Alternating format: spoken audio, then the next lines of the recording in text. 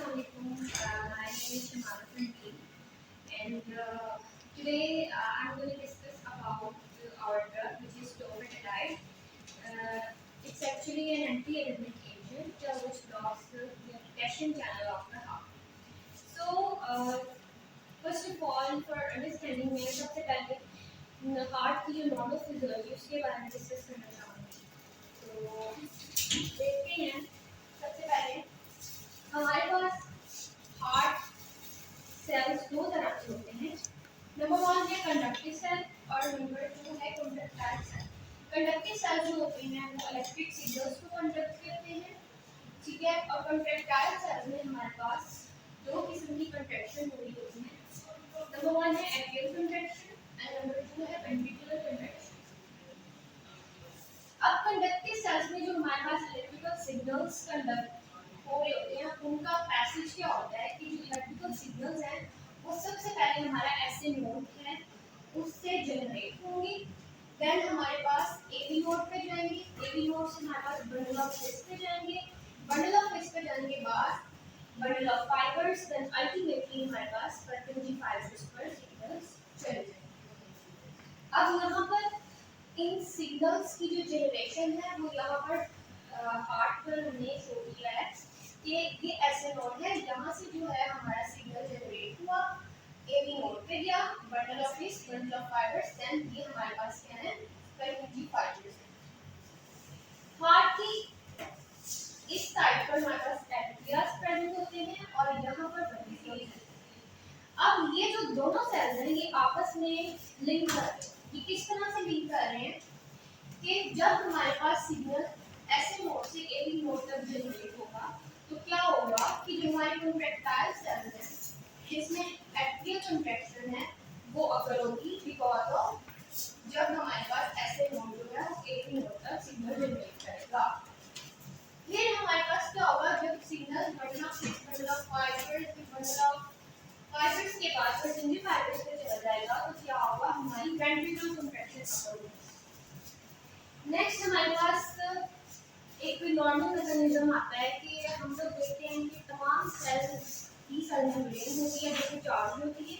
Different किस्म के वहाँ पर आयंस की प्रेजेंस होती है और कॉमनली हमारे पास जो आयंस होते हैं वो सोडियम हो सकता है, कैल्शियम हो सकता है और पोटेशियम आयंस हो सकते हैं. अब ये हमारे पास हमने मेम्ब्रेन शो की है सेल की जिसमें आउटसाइड जो है वो सोडियम और कैल्शियम की कंसंट्रेशन ज़्यादा है और जिसकी वजह से हमारे पास outside of the cell membrane positive है. Inside of the cell membrane हमारे पास पोटेशियम प्रेजेंट होता है. उसके साथ हमारे पास कुछ प्रोटीन्स प्रेजेंट होती है और ये प्रोटीन्स नेगेटिवली चार्ज है. दैट्स व्हाई हमारे पास क्या है कि जो सेल मेम्ब्रेन की इनसाइड है वो हमारे पास नेगेटिवली चार्ज है. ये जब इस तरह की सिचुएशन होती है तो हमारे पास जो सेल होता है इस सेल टू बी पोलराइज्ड और इसे हम कहते हैं कि ये हमारे पास रेस्टिंग मेम्ब्रेन पोटेंशियल है जब हमारे पास outside of the cell positive है और inside of the cell negative है. Next comes the depolarisation.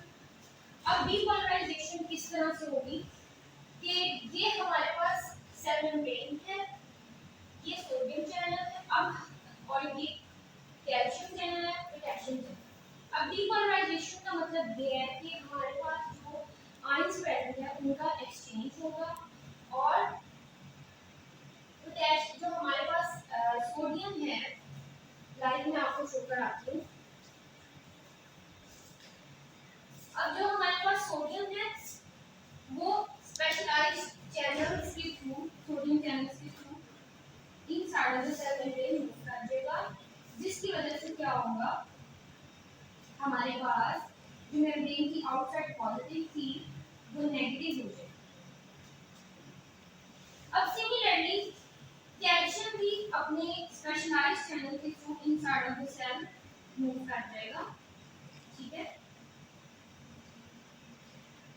और यहाँ पर जो साइन है आउटसाइड वो नेगेटिव है. अब ये हमारे पास स्पेशलाइज्ड चैनल होते हैं फॉर पोटेशियम. पोटेशियम जो inside of the cell membrane present होता है वो आउटसाइड मूव करेगा और यहाँ पर क्या होगा, ये हमारी जो इनसाइड ऑफ द मेम्ब्रेन है वो पॉजिटिव होगी। इस तरह से हमारे पास क्या होगा, डिपोलराइजेशन हो जाएगी। अब ये जो हमारे पास चैनल्स हैं ये किस लिए हैं, अगर हम लोगों ने दोबारा से रेस्टिंग सिचुएशन या रेस्टिंग टेंशन अटेन करना हो तो हमारे पास यहाँ पर सोडियम और कैल्शियम चैनल के दरमियान एक सोडियम कैल्शियम आयनाइज फिल्टर होता है, जिसके जरिए क्या होता है कि जो सम ऑफ द सोडियम आउटसाइड अगर प्रेजेंट है सेल मेम्ब्रेन के, वो यहाँ से मूव कर जाएगा इनसाइड ऑफ द सेल, और कैल्शियम जो हमारा प्रेजेंट है वो यहाँ से outside of the cell move कर जाएगा। ठीक है, उसके बाद हमारे पास एक और स्पेशल किस्म का पंप है जिसका नाम है सोडियम पोटेशियम एटीपीएस पंप। इसके थ्रू क्या होगा, जो हमारा inside of the cell sodium present है वो इस एटीपीएस पंप के थ्रू जो है वो आउटसाइड ऑफ द सेल चला जाएगा और इस तरह से हमारे पास क्या होगा, दोबारा से रेस्टिंग मेम्ब्रेन जो है वो पोटेंशियल अटेन होगा। अब नेक्स्ट हमारे पास आती है ग्राफिकल रिप्रेजेंटेशन के किस तरह से जब हमारे पास डिफरेंट किस्म के चैनल्स मूव करेंगे, डिफरेंट किस्म के आयन जो है वो डिफरेंट चैनल से मूव करेंगे तो क्या होगा, हमारे पास ग्राफ किस तरह से बनेगा मैं आपको अभी दिखाऊंगी। अब जब हमारा सोडियम यहाँ से inside of the cell move किया तो हमारे पास क्या होगा, ये राइजिंग जो लाइन है वो शो होगी और यहाँ पर जो हमारे पास पोटेंशियल होगा वो होगा -90 मिलीवोल्ट। ठीक है, और ये कहां तक जा रहा होगा, -70 मिलीवोल्ट। फिर उसके बाद जब हमारा कैल्शियम चैनल ओपन होगा और कैल्शियम चैनल इनसाइड में मूव करेंगे तो हमारे पास इसमें मजीद राइज होगा। ठीक है, और हमारे पास जो यहाँ पर अटेन होगा पोटेंशियल वो होगा -40 मिलीवोल्ट। नेक्स्ट हमारे पास क्या होता है, जब जीरो पोटेंशियल आ जाता है मोर पॉजिटिव, तो क्या होगा कि जो हमारा सोडियम चैनल है वो क्लोज हो जाएगा और रिप्रेजेंटेशन जो कि कुछ इस तरह से आएगी। अब नेक्स्ट हमारे पास क्या होगा कि कैल्शियम चैनल जो है वो स्टिल ओपन है और पोटेशियम जो है वो जो outside of the cell move कर रहा होगा तो हमारे पास क्या होगा, एक प्लेटो स्टेट जो है वो अगर होगी। ठीक है, this one is the plateau state भी कह सकते हैं, प्लेटो स्टेट भी कह सकते हैं।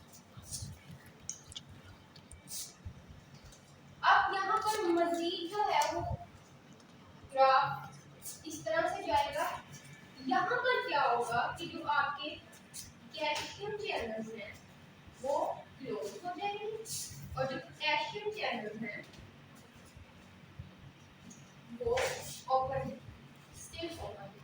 ठीक है, हम लोगों ने देखा कि यहाँ पर हमारे पास क्या हुआ था कि सोडियम चैनल जो थे वो क्लोज हो चुके। ठीक है, यहाँ पर कैल्शियम चैनल्स ओपन थे और पोटेशियम चैनल्स जो थे हमारे पास वो ओपन थे। ठीक है, नेक्स्ट हमारे पास क्या होगा कि जब के outside of the cell move करेगा तो हमारे पास के जो है वो डीपोलराइजेशन शो करेगा।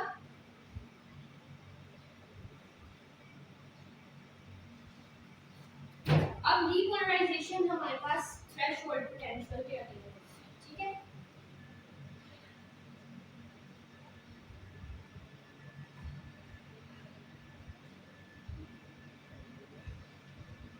अब यहाँ से हमारे पास किस तरह की ग्राफिकल रिप्रेजेंटेशन होगी, ये ग्राफिकल रिप्रेजेंटेशन शो करिए कि जब दोबारा से सेल रेस्टिंग कंडीशन में आ जाएगा यानी रेस्टिंग मेम्ब्रेन